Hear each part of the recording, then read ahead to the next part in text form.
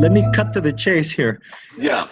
Everybody asks me the same question. What is coming out of these headphones? And I can't answer that question. And I think that's the most important thing, because it obviously is very effective at changing people's brain waves and brain state. So whatever you have produced, I have been impressed by how consistent and effective it is. So that's the first thing I guess I'd like to know. And you don't have to go into all the details, but it's more than binaural beats, right?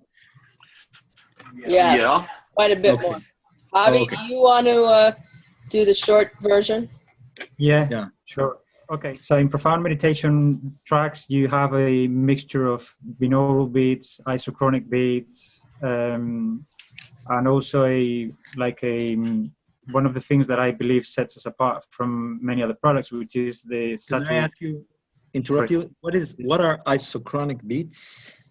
There are various ways of creating entrainment. One is the binaural beats is the most known, if you will. You're probably familiar with that one.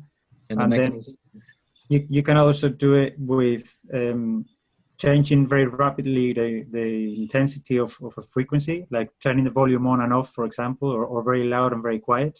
So that creates the pulse that you can also entrain to, and that's called isochronic beats. I see. So it's volume changes, huh? It's changing Yeah, and isochronic doesn't require headphones. That can be used without headphones, actually. Yeah. How fast are those changes? Milliseconds, seconds? What? Well, here you would, for example, if you wanted to entrain to alpha, you would have to do 10 per second, for example. 10. So very rapid. So you match the frequency you want to entrain. All right. Yeah. All right. Yeah, that's good. Yeah, and then there's probably, I didn't do those tracks, so I can tell you all the details, but I suppose there's probably panning and, not only volume, but panning can also be used in a very rhythmical. What is that word? Panning is when when you back and forth between you change a sound from left to right, for example, using the stereo image, Panning, P-A? Oh. P-A-N-I-N-G, yeah. Sweeping it from left to right? Yeah, exactly. So if you do that quickly enough, you can also entrain brainwaves, or so the theory goes anyway. Is this very new or untested, or because I have not heard of these technologies? This is very exciting. Well, I don't. Those that I'm just saying now are not that new, and we didn't have the chance to test it so far, but maybe others have. And cool.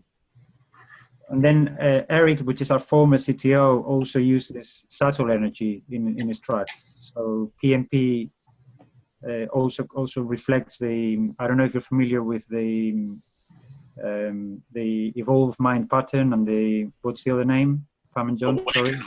Awakened mind pattern, which is a brainwave pattern. The Max Gade and Anna Wise. Yeah. I met Anna Wise. I used to have a mind mirror. Beautiful. Okay. So Eric also infused the tracks with the awakened mind pattern, but in a subtle energy way. So that's in theory helps the experience as well, but that would be quite hard to measure, I guess. Right. Okay. So there's about 7 or 8 kinds of technologies that have gone into the track. That's incredible. Wow. Among other things, even with the binaural beats, typically what people do is they have a soundtrack and then they add a binaural beat track on top of it. That's my understanding of how they're made, yeah. Mm-hmm. But Eric doesn't do that. Most of our developers don't do that. They actually infuse the soundtrack itself with the binaural beat. So it's a much more organic, powerful. I see. Mm-hmm. Okay. So there's much more. Part of the reason he includes the panning part of it is to help with, at least theoretically, to help with processing trauma. It mimics EMDR, and we have therapists that use our tracks because of it. Okay, now this touches on something that's very important here, because I had one subject who was actually a client of mine. She's a psychotherapist, but I've been giving her neurofeedback. And she went into a pretty deep state. You haven't seen this data. It was the fourth subject I tested. And she got a little bit uncomfortable because I think it took her to a deep place where she started to dredge up some, subconscious material. And so you could see on her EEG that she wasn't very comfortable hanging out there in the deep delta. She would block it and try and wake up and come back to her usual alpha state. Yeah. And I didn't say anything. I made no comment. All I do is I record and do the EEG, and I do ask people, where did you go? What did you experience? She didn't want to say a whole lot. And I sensed, because I know this person, I've worked with her, that it was sensitive material for her. Yeah. So that's important to know, because it has a deep therapeutic potential, and you got to know how to work with people.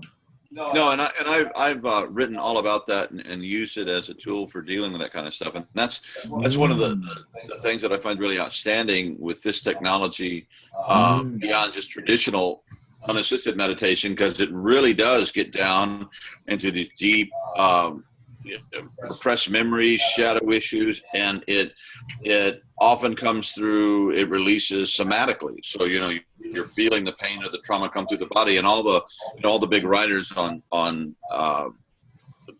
trauma therapy and PTSD says if it's not somatic, if there's not a somatic release, then it's really not working. It's just kind of a head thing. So that's one, And when I first started using technology, I was using Holosync and some other earlier stuff. I had this big, huge spiritual opening right at the beginning. Then I went through like 9 months of just all this darkness and pain that was keeping me really ill. And so that's really one of the real benefits of it, but it helps to have an understanding that, and some people don't go there, but a lot of people do, that there is a potential for releasing all this stuff and how to work with it skillfully. So Juan, this is actually, because we know this about this technology, we've done a few things. In the full profound meditation program, of which you tested one track, we also included a separate section called releasing meditation, and they're alpha theta tracks, and they were designed specifically to sort of help people integrate and process material that can sometimes be evoked from using the delta tracks. Yes, let me mention this. Alpha theta training has been around for almost 30 years. It's called the Peniston-Kulsky protocol. And it was originally developed to treat alcoholics. Right. And it's still in use today. I know some biofeedback practitioners who just do alpha theta training. I have not done it myself. And people report pretty profound things, it takes them deep, and they process subconscious material and all that. So their work actually influenced me a lot when I first started using this technology, and I wrote a book called Integral Recovery. It's about treatment of alcoholism addiction, and based on a lot of what they did and stuff that I experienced working with my students is all in my book. So yes, I'm fantastic. If you can take people there through sound, right, and not have to do the neurofeedback hookup and all that, that's amazing. So, and the other thing I want to say about this is, because we know that this is powerful and it can actually evoke trauma, it can bring it back up for people. It's why we do the weekly live calls. It's why we have such a strong customer service component to our whole program. Yeah, important, yeah. And in fact, I know of 3 different women who experienced sexual assault many years before, who, when they would start to use this stuff, it brought it back up again. And all 3 of them initially were like, I don't want to use this stuff. I don't want to think about that. But we were able to get them to stay with it and therapeutically. And, you know, then later they said, wow, this was such a gift that I got to, you know, release this much more of the trauma through this means. So, this is exciting. You know, I'm not a psychotherapist, but I know quite a number of therapists. They need to know about all this. This is amazing. Thank you. Yeah, I've been saying the same thing for about 12 years. So no, it's a tremendous tool, and I've worked with clients, you know, via Skype, and you know, all over the world. And of course, I'm a practitioner myself. I'm actually using the technology, and I get them using the technology, and the whole process of just the work that we do together gets so deep, so quick. It's really, really amazing. And also, the dream life seems to be very affected by this technology for most people. So dreams become more lucid, and if not lucid, at least very, very powerful. And especially, I found in kind of the beginning of the work, often very powerful. You know, just significant dreams would emerge that kind of would point the direction for that we were going in. As far as our work. Does that happen after repeated use of this track, or can it happen after one? Yeah, it seems that oftentimes, like the woman you were talking about, the first time you use it, it can be really dramatic for people. And sometimes people go, well, yeah, I kind of feel something. I'm not so much. So it really depends on the individual. So some people that are more sensitive, or they really get it the first time. I had, you know, just like a class 5 non-dual thing in the first 2 or 3 days. Wow. Yeah, and I lost my notebook. I had this whole thing documented. I keep looking around the house. My dog probably ate it.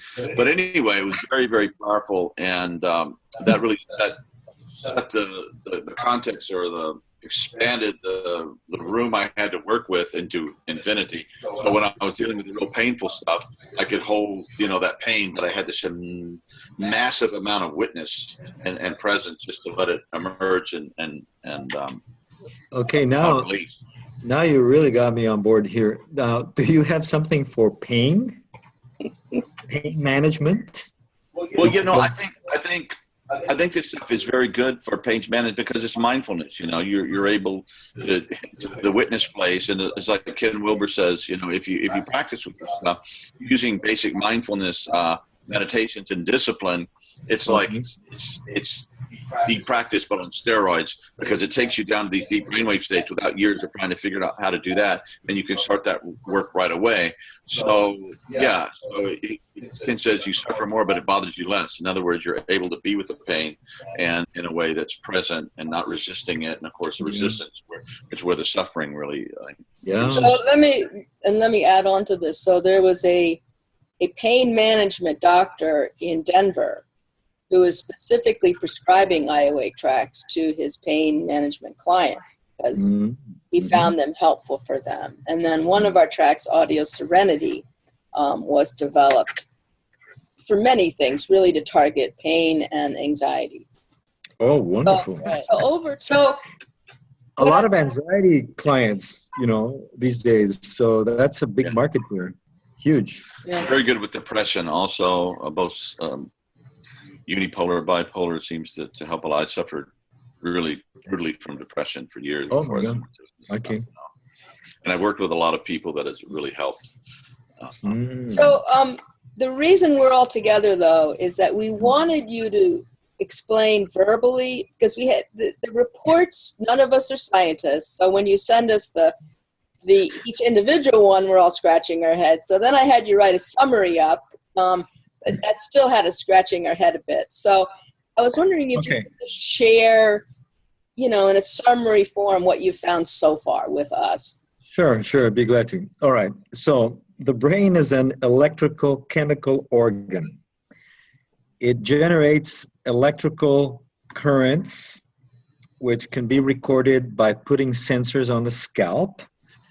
And what you record there are voltage fluctuations measured in microvolts, millionths of a volt, very, very small.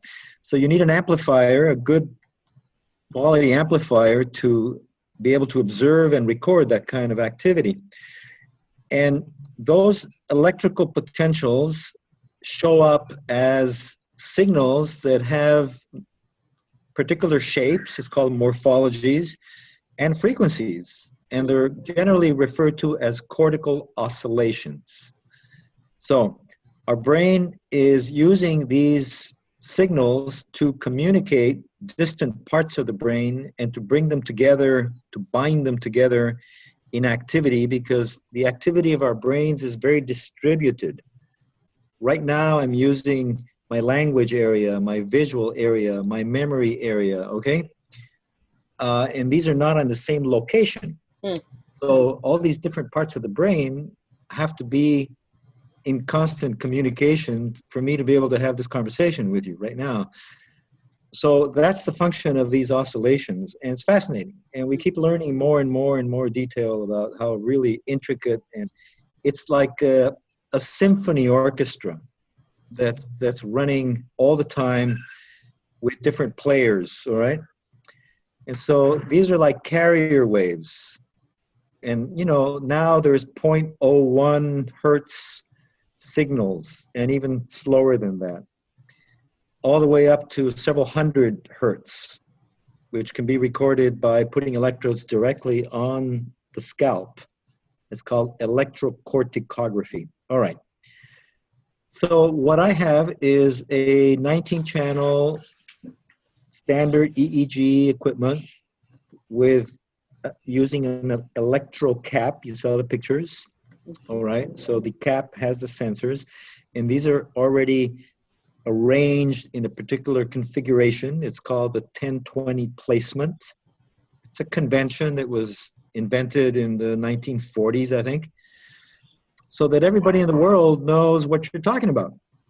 So they know where that C3 is left central, that T5 is left behind the ear, that FP1 is on the left side here, FP2 is on the right side, frontal pole, and so on. So it's just, it's called the 1020 convention. And if you use more electrodes, there's other conventions, but in general, it's a map of placements on the surface. So what I do to explore the effect of any treatment on the EEG is you first start by getting a suitable subject. You get them to agree to participate, and these are completely non-invasive and usually fun procedures, because a lot of times the subjects are interested. They want to know what their brain shows. Mm-hmm. The usual comment is, oh, you're probably going to find that I'm brain dead. You know, it's all going to be flatline. You don't see that ever. If you do, that's a serious neurological problem. And then people have, you know, abilities. They meditate, they go out of body, they've explored altered states. They're curious. You know, I think they should be, because I think it's a fascinating topic. So you record a baseline, and the baseline that I've used for these recordings has been mostly eyes closed, because with eyes closed, you don't have blinking artifacts. And most people who would be listening to these tapes might be doing it while they're lying down, relaxing, eyes closed. Mm-hmm. Anyway, you get cleaner data.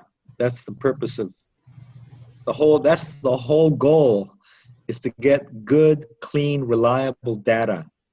If you don't have that, you cannot analyze it and come to any conclusion. Garbage in equals garbage out. So my focus is to do the cleanest possible EEG recording, and then I can just, all the rest just follows. I use NeuroGuide, which is a world-class analysis system developed by Bob Thatcher, used by thousands of clinicians around the world. It's a very, very high yield, high quality software, and I've been using it for about 8 years now.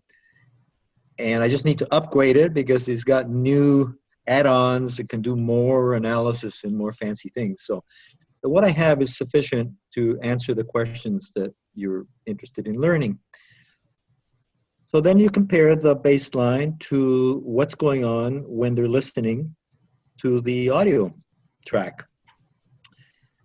And what I have reported to you and showed you in pictures is the changes that you see in the EEG. They're not subtle changes, they're quite dramatic changes. And they're all in the direction of slowing down the EEG frequencies. In other words, moving the subject out of their usual habitual state into theta, delta, and primarily delta, like deep delta. We're down in the 2 to 4 hertz, 1 to 2 hertz, 4 hertz. That's kind of like a early stage of deep sleep. If you look at the EEG of sleep, the physiology of sleep, that's considered stage 1 deep sleep. But the subjects are not asleep. Yeah. But the subjects are not sleeping. At least one of them started to snore, but most of them are not. They're aware. Yeah, this guy went out. But apparently he goes out easily when he lies down and his partner says, he's got that skill, tendency. But so most of these subjects were aware that they were in a room with headphones listening to this and just enjoying the sort of the rain sound. And their EEG was revealing that they were in a very deep altered state. So that's the bottom line. And the rest of it is all the details of how you measure that and how you present it in a way that proves that that's what's going on. Yeah, and let me also say that we found over the years that often people, when they first start using it, like the first, second session, the sleep thing, and I tell them, hey, if that's what happens, that's great. You just got a nap, you were stressed out and tired, now you went rest. But after using it 3 or 4 times, that nodding out thing seems to dissipate really quickly. And people were not nodding off. 1 or 2 maybe showed a little bit. They were just lying there, totally involved in the listening. And I'm looking at my computer and watching the EEG trace and going, wow, look at this. Look what this is showing. And then when they come out, most of them reported, wow, it felt like a really refreshing power nap. One woman reported a sensation of floating, for a minute maybe or so. Now, here's another thing that I observed is most of the deep delta changes seem to happen at around the 8 to 10 minute mark. One person showed it earlier at around 4 minutes, but for the other 3, there's something that kicks in, I think, that's my hypothesis, at around that time, or maybe it's just the duration of the effect takes that time to develop. But I'm sorry, what was that time frame again? Between 8 and 10 minutes. 8 and 10 minutes, okay. For most people, you begin to see the big delta shift, a shift into delta waves. That's what I'm talking about. I was gonna say that usually in the literature out there, there's no massive literature because I don't think there's many studies of this. But I've read many times that the brainwave entrainment takes that amount of time to kick in. Yeah. About 10 minutes. About 8 minutes. About 7 8 minutes. minutes. Yeah. Okay, well that's very good. Now I have a lot of experience with light-induced, in other words, photic entrainment. Been doing this for years, 10, 12 years. And that kicks in much quicker, typically a couple minutes. And it's very strong, it's very obvious. And that's where most of my experience and research has been. So when I saw that audio entrainment was producing a robust effect, I got quite excited because I'll have to tell you that honestly, I have tested a lot of binaural beat material over the years, and I've never really seen anything very dramatic happen in the brain. Wow. So this really got my attention, So you're saying that the Voltic, is it the light entrainment, is Voltic entrainment, yeah. it kicks in quicker, but it's not as robust. It's Doesn't very break it robust. down. He didn't Oh, say the that. light entrainment is too. Much more robust than binaural beats by far. Yeah. Oh. So when I got robust results with your audio tape, I was quite delighted and surprised. You know, the isochronic beats that I explained you briefly at the beginning of the talk, they're meant to be a lot stronger in evoking, you know, cortical response than binaural beats. There you are. Well, maybe you got something there.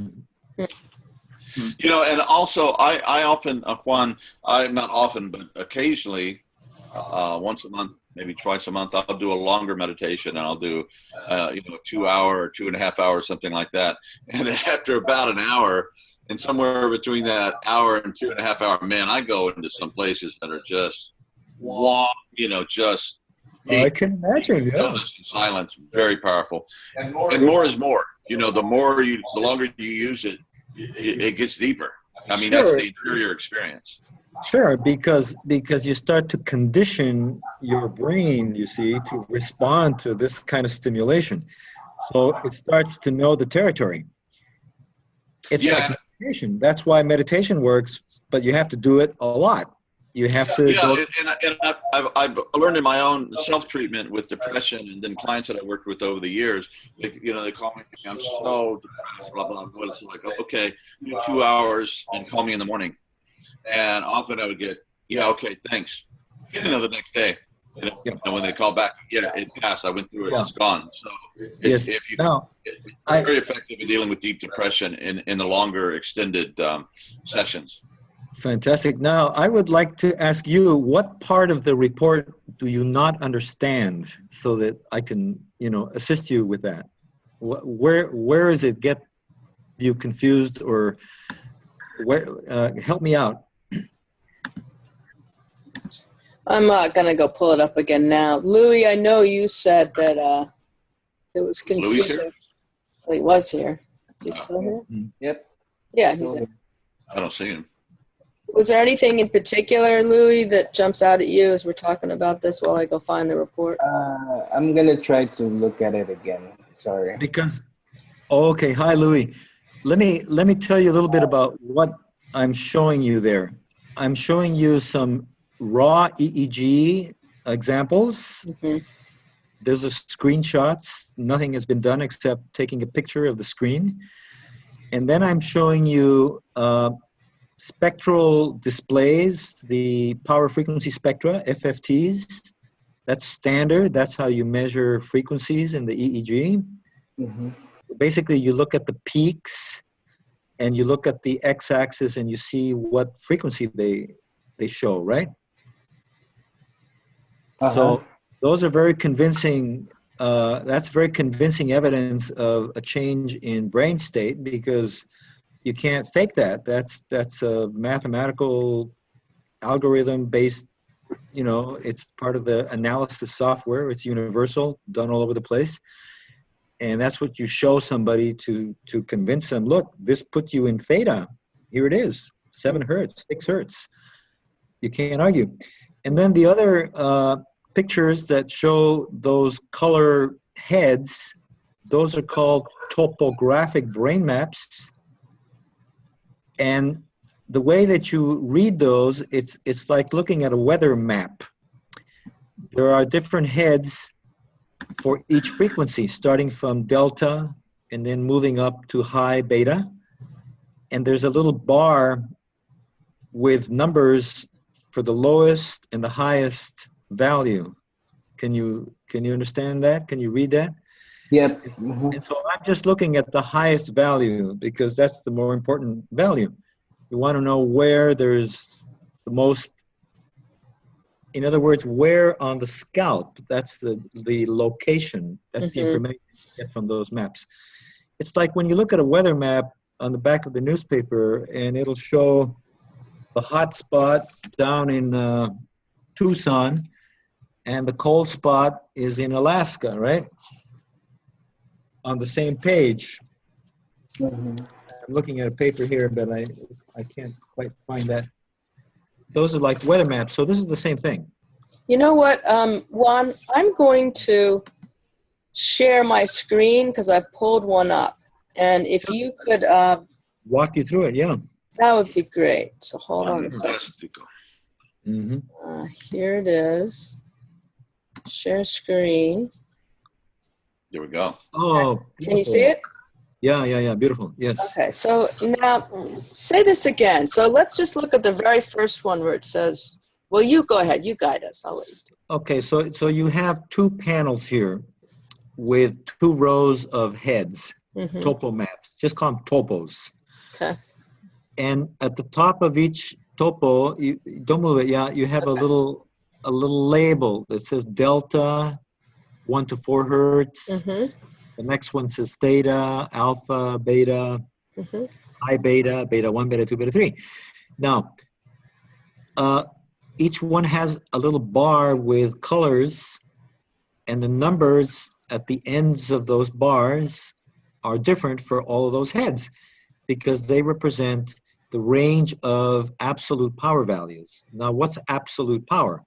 Power is just the amplitude of the signal squared. If it's 5, it would be 5 times 5, 25 in microvolts. Okay? That's a standard way of describing the signals in an EEG. It's analogous to sound. It's like the sound level, the loudness in decibels, if you like. Okay.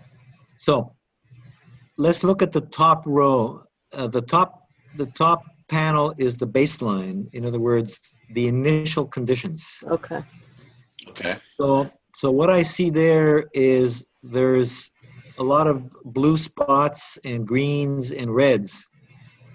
The number that I've taken is the hot red. So for delta, it would be, what does it say there, 10.8? Yeah. Yeah. All right. So now drop to the bottom panel, which is the track, the delta track, and compare delta values on that head. First of all, what you see is that the position of the red has shifted and is now right at the center at CZ. All right, it's moved from that smear, it goes up to the right frontal. Now it's just focalized. But now read the number for the maximum red. It says 15. All right, so it went from, let's call it 11 to 15. Doesn't it say 1.5? No, you have to drop down 2 rows. We're looking at delta again. Oh, gotcha. Okay. Yeah, the label at the top says delta. So compare apples with apples and oranges with oranges. So is 15 mean that there's more delta? Is that what that means? Well, if it was 11 and now it's 15, 15 is greater than 11, right? Okay. Got it. So that's what that means. So that's increased presence of delta waves. Is that what we're measuring? Yeah, exactly. And that's what's on the values of the table. And then do we know with a time frame between the baseline? Well, no, that's the complicated part, because these maps represent an average of several minutes. Okay. If you want to know instantaneous where that change happens, I can give you that information too. And that information, you can get it from a joint time frequency analysis. It's even more technical and complicated. That's okay. Yeah, so these aren't snapshots. They represent a period of time. These are averages. These are averages of a period of time. That's why I think I indicate that in the report. I say average absolute power values in microvolts squared. Okay. Could we look at the what happened with the other brainwave states, just out of curiosity, because we see the delta getting more powerful and the theta getting more powerful. Yes, but then and the alpha alpha collapses. drops by half. Yeah. Yeah. The alpha drops, So that's and interesting too. that was consistent with everyone. That's Huh. very Really? interesting. What that means is that you're really shifting people out of their habitual eyes closed baseline, Right. which is to generate alpha. Alpha is many things. I just saw a beautiful book on alpha that I'm going to get. It's an entire book dedicated just to alpha brainwaves. They have been the most studied and the most celebrated and the first studied of all the brainwaves, and they continue to reveal more information. They're not just a meditation, resting, detached, idling state. They're involved in a lot of cognitive processes, including memory and recall and learning and so on. And I have So how papers come on all those things. Go ahead. So how come it went down? Well, no, how come the beta stayed the same if alpha dropped so much? I would have thought beta would have also dropped. I have no explanation for why these things happen. I only record that they do happen. And if you want to get into the mechanisms, I mean, that's a really complicated field. Partially your walk around, regular consciousness is still intact. At the same time, you're having this very profound shift in consciousness. So it's not like I meditated for 40 minutes and I can't remember anything that happened because beta was still there. In other words, I was still where I'm sitting in the chair, the dog was barking, I smell the coffee, but I'm still in this meditative state. Correct.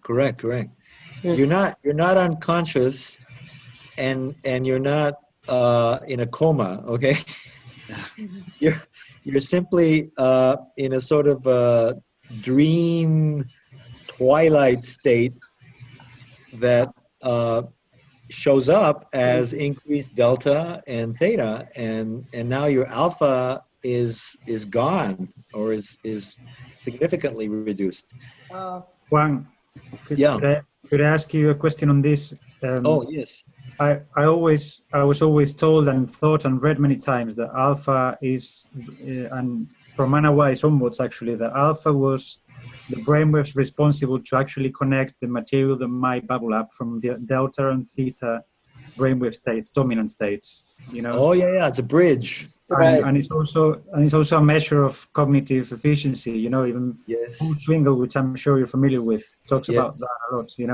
And there's like a peak alpha frequency that varies from person to person, etc. That drop in alpha while showing increased delta, I don't know anything about this, but if somebody asked me why would you think that happened, I would say they probably went off to sleep. That's correct. They went off to sleep, but they're still kind of aware. It's a bit of a complicated state. They're not completely unaware. They didn't disappear. Okay, they are still able to experience themselves sitting there in the room listening to the audio, and their brain is taking them into a deep delta state. That's fascinating. Juan, this has been amazing and wonderful. Very good. Thank you so much, Pam. Yeah. Thank you, Doc. Appreciate it. Heidi. Thanks so much.